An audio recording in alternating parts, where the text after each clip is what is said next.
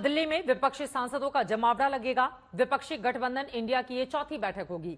बताया जा रहा है कि इस बैठक में विपक्ष के दिग्गज नेता एक साथ बैठेंगे और 2024 के चुनाव को लेकर मंथन करेंगे। बहुत संभव है कि इस बैठक में सीटों के बंटवारे को लेकर भी चर्चा की जाए। साथ ही देखना यह भी होगा कि इस बैठक में क्या कोई कन्वीनर भी चुना जाता है।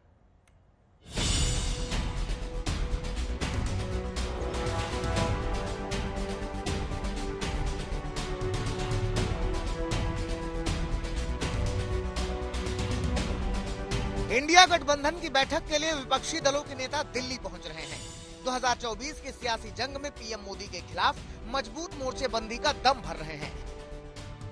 इंडिया गठबंधन के बैठक में हम सब लोग आए हैं जी, और इसको बहुत इसका उज्जवल भविष्य है और इंडिया गठबंधन इस बार देश में सत्ता बनाएगा और हम लोग जीतेंगे और सब लोग मिलजुल करके हम लोग एकजुट हैं और एकताबद्ध होकर के हम लोग नरेंद्र मोदी के सरकार को उखाड़ के फेंकेंगे। हमारा बेंगल में बोला था अब की बार 200 पार 100 पार हुआ था, तो इधर में पहले ही बोल दिया अब की बार 400 पार। वो 100 200 पार होगा? नहीं होगा। इतना एरोगेंस ठीक नहीं है, इतना ऑडेसिटी ठीक नहीं है। सब कुछ बदल दो। लेकिन बड़ा सवाल यह है कि क्या हिंदी भाषी 3 राज्यों में कांग्रेस की करारी हार के बाद बीजेपी के खिलाफ विपक्ष का कोई ठोस एजेंडा बन पाएगा? क्या इस बैठक में सीट शेयरिंग वाला फाइनल फॉर्मूला निकल पाएगा? क्योंकि पिछली 3 बैठकों के मुकाबले इस बार हालात बिल्कुल अलग हैं। तीसरी बैठक से इस बैठक के बीच लंबा गैप है। साथ ही 5 राज्यों के चुनाव में भी इंडिया गठबंधन के घटक दलों की तल्खी खुलकर सामने आ चुकी है। हालांकि विपक्षी दलों के नेता नए सिरे से तैयारी का दम भर रहे हैं, एकजुट होकर बीजेपी को हराने का दावा कर रहे हैं। कल जो बैठक है उसमें तो रहेंगे हम लोग और हमें उम्मीद है देश के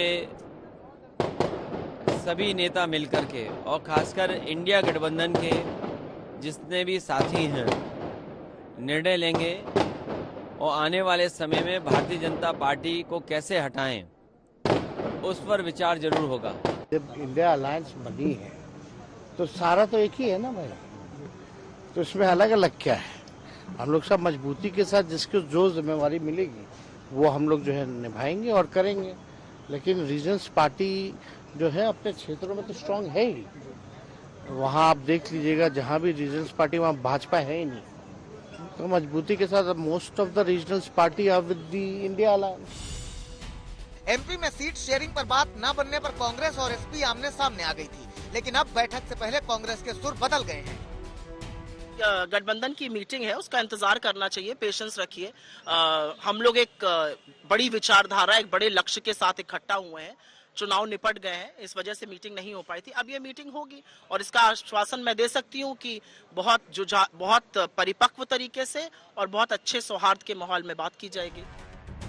चर्चा है कि कर्नाटक और हिमाचल प्रदेश विधानसभा चुनाव की तर्ज पर विपक्ष की रणनीति कम से कम 2 से 3 महीने पहले उम्मीदवारों के नाम का ऐलान करने की है। साथ ही एक सीट एक प्रत्याशी वाले फॉर्मूले की तैयारी चल रही है। उधर बीजेपी विपक्ष की इस कवायद को बेवजह बता रही है। नरेंद्र मोदी के तीसरी बार पीएम बनने का दावा कर रही है। विपक्षी नेताओं को मोदी के खिलाफ वाराणसी से चुनाव लड़ने की चुनौती दे रही है। अगर किसी में इंडी गठबंधन में हिम्मत है तो एक व्यक्ति जाके नरेंद्र मोदी से बनारस लड़ ले।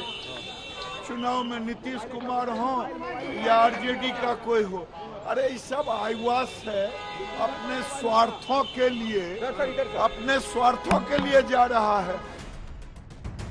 अब सबकी नजरें इंडिया गठबंधन की बैठक पर है। बंगाल, दिल्ली, पंजाब और केरल में सीट बंटवारा आसान नहीं है। केजरीवाल पहले ही पंजाब की जनता से 13 की 13 सीटें मांग रहे हैं। अखिलेश भी सीट बंटवारे पर कड़े रुख का संकेत दे रहे हैं। ऐसे में इंडिया गठबंधन के लिए सीट बंटवारे वाली चुनौती से निपटना आसान नहीं होगा। दिल्ली से पंकज जैन, कुमार कुणाल और अमित भारद्वाज के साथ आज तक ब्यूरो।